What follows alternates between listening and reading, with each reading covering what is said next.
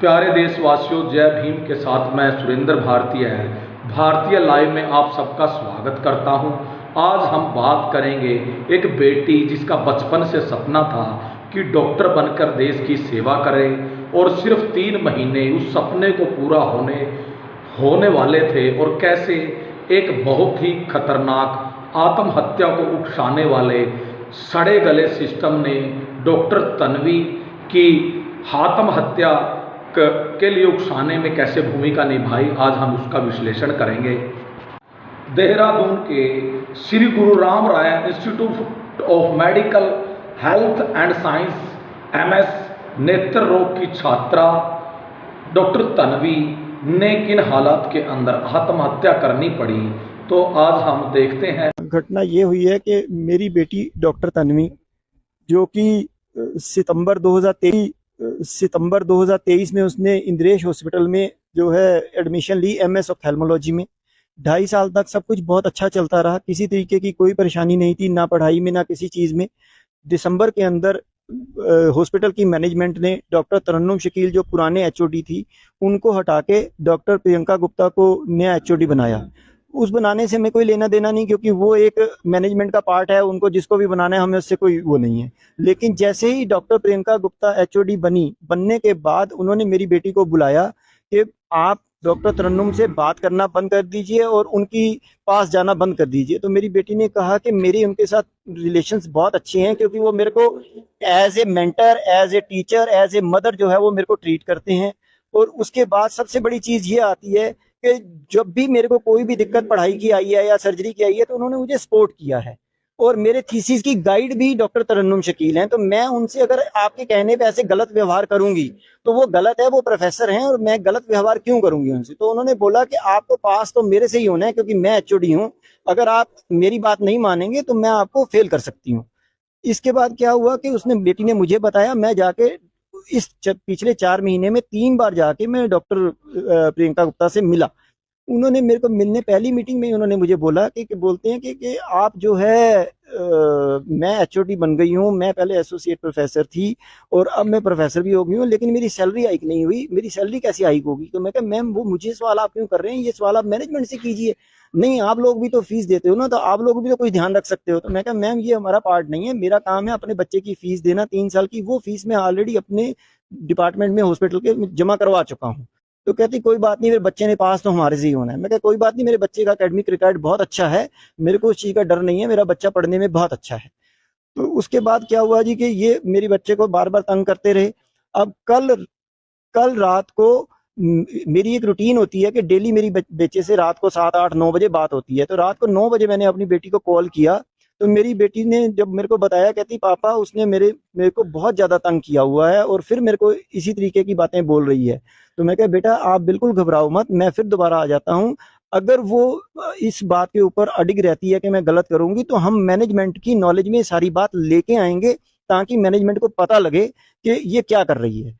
और कहती जी वो तो फिर मेरे को और ज़्यादा जो है वो खुन्नस निकालेगी। मैं कहा निकालने दो, जब मैनेजमेंट को सारी चीज़ पता लगेगी। कहती चलो ठीक है पापा, फिर आप कब आओगे। मैं कहा मैं कल सुबह ही आ जाऊँगा, मेरे को कोई दिक्कत वाली बात नहीं है। तो 10 बजे तक मेरी बात हुई और वो पूरी डिप्रेशन में थी बच्ची। 11:15 बजे मेरी बेटी यहाँ अपनी मदर के साथ ही रहती है, उसका मैसेज आया कि मम्मी मैं 1 से 1.5 घंटे में आऊँगी घर पे। तो वाइफ ने मुझे बताया कि उसका मैसेज आया। मैं कहा वो तो कभी मैसेज करती ही नहीं, वो तो हमेशा फ़ोन करती है कि मम्मी आके मेरे को हॉस्पिटल से ले जाओ, मैं थक गया हूँ। तो कहती पता नहीं क्या हुआ है। मैं कहा चलो मैं फ़ोन करता हूँ। मैंने फ़ोन किया, मेरी बेटी ने फ़ोन पिक नहीं किया। मैंने उसको मैसेज किया कि बेटा मुझे कॉल करो, वो मैसेज उसको रिसीव ही नहीं हुआ। तो मेरा माथा ठनका कि मेरा बच्चा इतना परेशान हुआ है, कोई गलत स्टेप की तरफ ना जाए। मैंने तुरंत गाड़ी उठाई, मैं यहाँ देहरादून आ गया।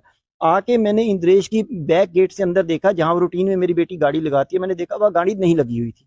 मेरी गाड़ी में थोड़ा डीजल कम था, तो मैंने कहा सामने पेट्रोल पंप है, मैं पेट्रोल पंप पे जाके डीजल डलवाता हूँ। जैसे ही मैंने 10 कदम आगे बढ़ाया, काली माता मंदिर से थोड़ा सा आगे लेफ्ट हैंड पे मेरी बेटी की गाड़ी रोड के ऊपर एक साइड में खड़ी है और मैंने उसमें देखा कि ड्राइविंग सीट के ऊपर मेरी बेटी जो है वो बेसुध हालत में पड़ी हुई है और उसके लेफ्ट हैंड के ऊपर जो है वो कैनुला लगा हुआ है और वहां से कैनुला लग के एक 100 ml की बोतल जो है वो उसकी ऊपर टंगी हुई है और वो सारी खाली हो चुकी है।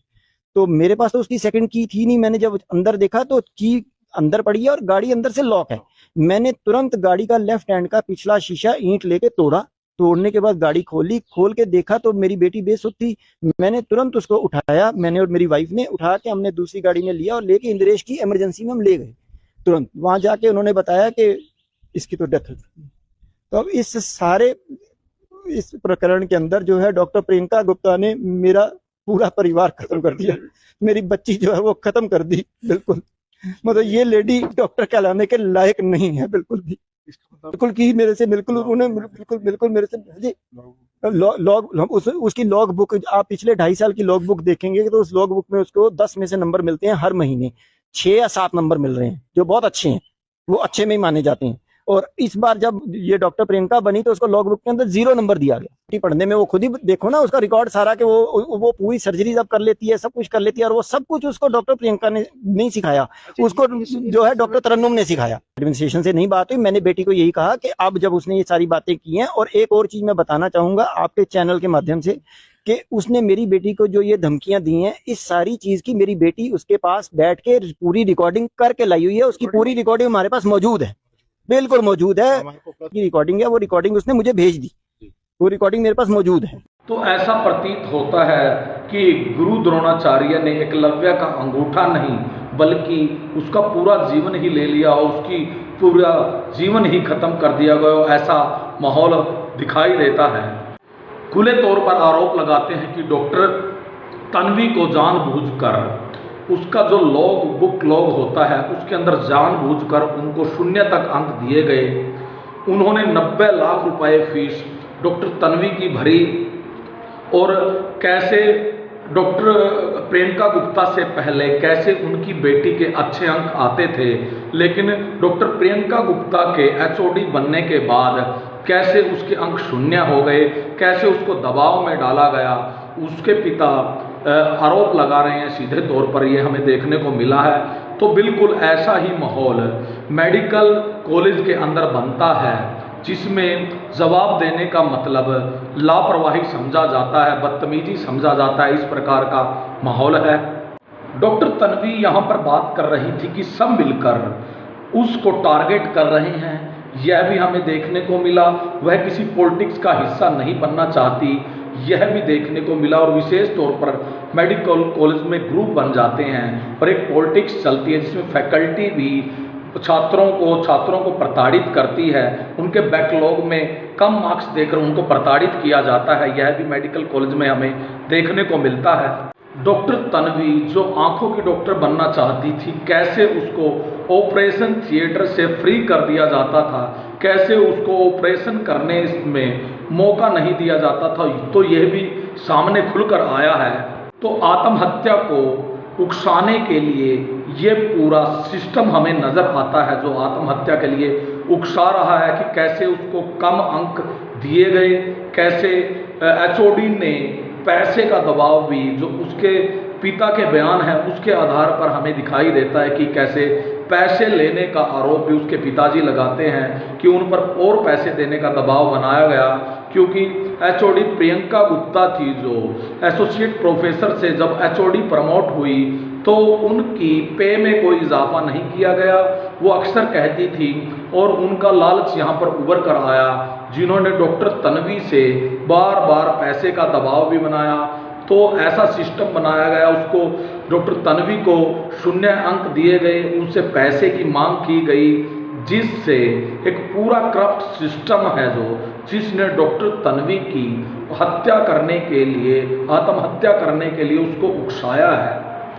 तो इन पूरी बातचीत में हमें यही देखने को मिलता है, वह अंदरूनी पॉलिटिक्स की बात करती है, दबाव की बात करती है, वह किसी दूसरे के काम में दखल अंदाजी न देने की बात करती है, खुद अपनी क्लास बड़े ध्यान से लगाने की बात करती है, लेकिन एक पूरा सिस्टम और उसके ऊपर उंगली उठाती हुई डॉक्टर तन्वी हमें दिखाई देती है। तो सिस्टम के ऊपर डॉक्टर तन्वी ने उंगली उठाई है। बड़ी होनहार बेटी जिसका बचपन से ही सपना था कि वह डॉक्टर बने, पहली क्लास से लेकर MBBS तक लगातार डॉक्टर तन्वी ने टॉप किया। और कैसे डॉक्टर गुप्ता थी जो प्रियंका गुप्ता, उसके ऊपर डॉक्टर तन्वी के पिताजी इस पूरे सिस्टम में कॉलेज प्रशासन के ऊपर भी उंगलियां उठती है। कॉलेज प्रशासन की इस आत्महत्या के बाद जो सफाई है वह सफाई यह है कि डॉक्टर तन्वी ने इससे पहले भी आत्महत्या के प्रयास किए थे, जो बिल्कुल भी सत्य जांच दिखाई नहीं देती है। यदि वह आत्महत्या के प्रयास करते थे तो यहाँ पर प्रश्न कॉलेज के ऊपर ही उठता है कि उन्होंने डॉक्टर तन्वी की नाइट शिफ्ट में ड्यूटी क्यों लगाई, और यदि डॉक्टर हमेशा ही यदि कोई रोगी होता है उसको रेस्ट करने की सलाह देते हैं और खुद डॉक्टरी करने वाली छात्रा को कैसे उसको निशाना बनाया गया। तो पूरा सिस्टम है ये जिसने डॉक्टर तन्वी को आत्महत्या के उकसाने के लिए बेबस किया है। आम छात्रों से ज़्यादा मेडिकल में पढ़ने वाले छात्रों पर ज़्यादा दबाव रहता है, पढ़ाई का ज़्यादा दबाव रहता है। यह सिस्टम दम घोटू है, आत्महत्या को के लिए उकसाने वाला है, और यही आंकड़े बताते हैं कि आम छात्रों से ज़्यादा उन पर दबाव रहता है। किस प्रकार से उन पर ड्यूटी का वर्कलोड होता है, 24 से 36 घंटे वो काम करते हैं। हायरार्की भी बहुत अधिक है, उत्पीड़न बहुत अधिक होता है वहाँ पर। रैगिंग फैकल्टी और सिस्टम है जो मानसिक दबाव वाला है। परीक्षा का सिस्टम इस प्रकार का है जो अक्सर आत्महत्या के लिए छात्रों को प्रेरित करता है। मेडिकल के छात्रों में जो सबसे अधिक देखने को मिलता है वहाँ पर टॉक्सिक हायरार्की है, और जहाँ पर सीनियर, जूनियर, इंटर्न और पीजी ये स्टेप होते हैं, जिसके अंदर एक छात्र है वो बड़ा घुटन महसूस करता है। यहाँ पर आदेश मानना कंपल्शन बन जाता है और सवाल उठाने को बदतमीजी समझा जाता है, और आम कॉलेज में ऐसा कठोर पावर सिस्टम नहीं होता है।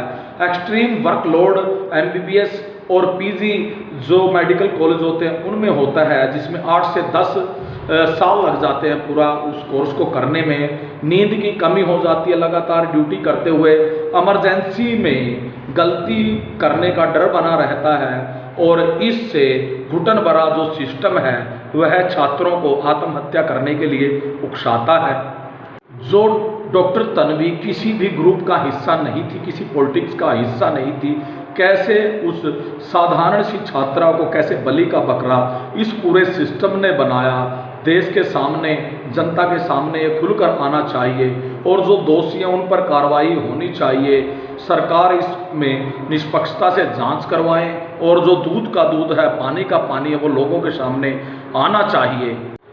तो मेडिकल के छात्रों में क्लास लगती है, वार्ड होता है, नाइट ड्यूटी होती है, पढ़ाई होती है, और फैकल्टी का पूरा कंट्रोल होता है। पूरा कैरियर है जो फैकल्टी एसओडी के हाथ में होता है, और पूरे दबाव के अंदर जो फैकल्टी है बहुत बार उनका शोषण करती है।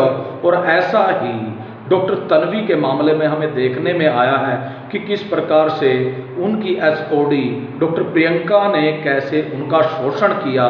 तो ये पूरा सिस्टम है जो आत्महत्या को उकसाने वाला सिस्टम है।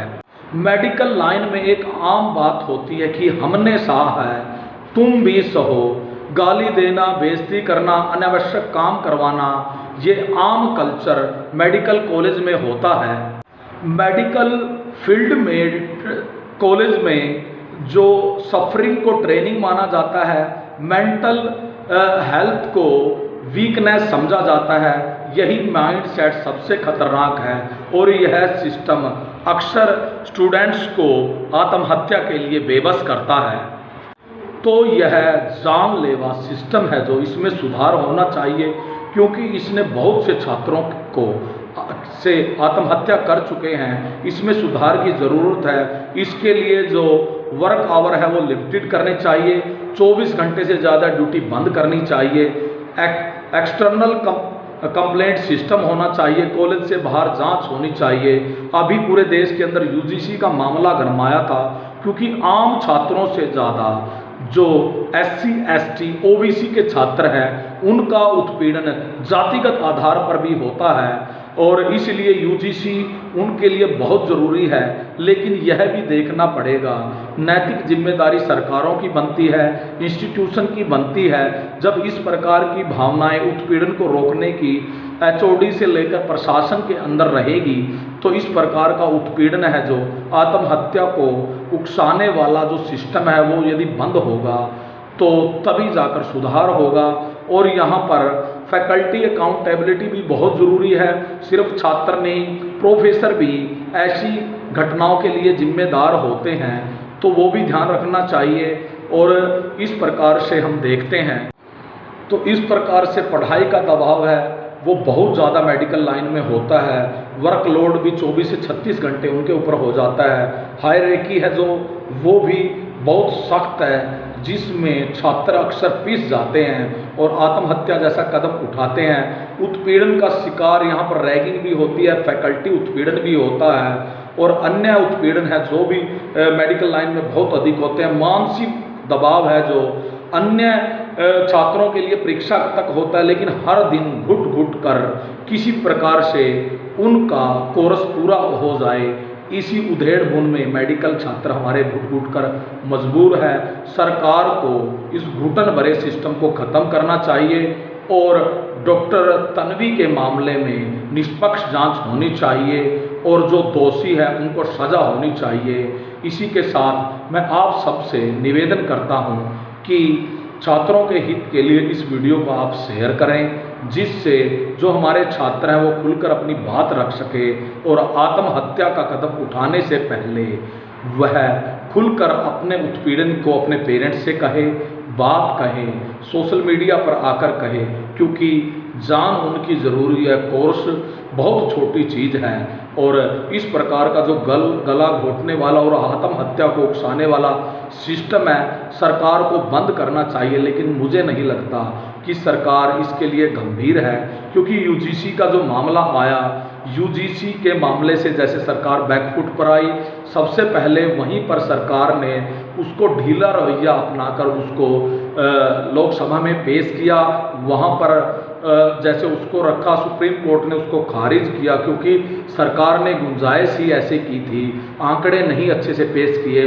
दूसरा, UGC की भी ज़रूरत है, लेकिन यदि सरकार नैतिकता से, जिम्मेदारी से काम करे तो यह मामले हैं जो हमारे छात्र हैं बहुत अच्छी पढ़ाई कर सकते हैं, उनका भविष्य सुंदर हो सकता है। इसी आशा और उम्मीद के साथ कि और डॉक्टर तन्वी हमें देखने को ना मिले तो जनता को आवाज़ उठानी पड़ेगी और डॉक्टर तन्वी के लिए न्याय मांगना पड़ेगा और इस गला घोटू आत्महत्या को उकसाने वाले सिस्टम के विरुद्ध भी जन आंदोलन शुरू करने की ज़रूरत है। तो मैं सुरेंद्र भारतीय आप सबसे निवेदन करता हूं कि आप इस वीडियो को शेयर करें, जिससे छात्रों में जागरूकता आए, हमारे लोग इस बात को समझें और ये गला सड़ा सिस्टम है वो ख़त्म हो। जय भारत के साथ मैं सुरेंद्र भारतीय आपसे रजा चाहता हूँ। जय भारत।